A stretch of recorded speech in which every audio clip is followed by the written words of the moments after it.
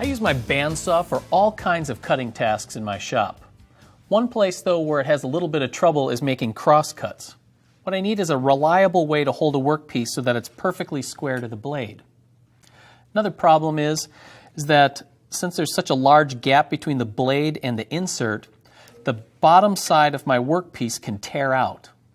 In addition, if I'm just trimming off a little bit off a workpiece, that waste piece can wedge between the blade and the insert, causing problems.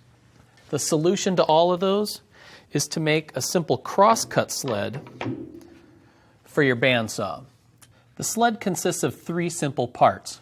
There's a 1/2-inch plywood base, a thick hardwood fence, and a hardwood runner that slides in the miter gauge slot in the saw's table.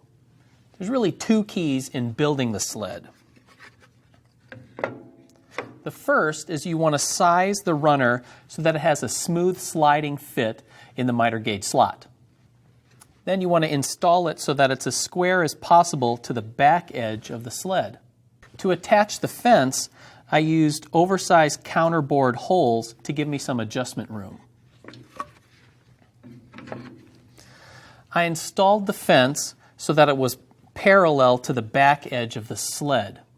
Then I could make a series of test cuts and dial in the setting so that I have a perfectly square crosscut. Some of the benefits of the sled are that the base and the fence back up the cut so that there's not going to be any tear out on the bottom edge of my workpiece or along the back edge. In addition, the curve created by the blade shows me exactly where I'm going to cut. Another thing that I like is that the hardwood fence allows me to attach a stop block with a clamp. Now I can make a cross cut and cut multiple pieces to the exact same length. It's a great addition for any bandsaw.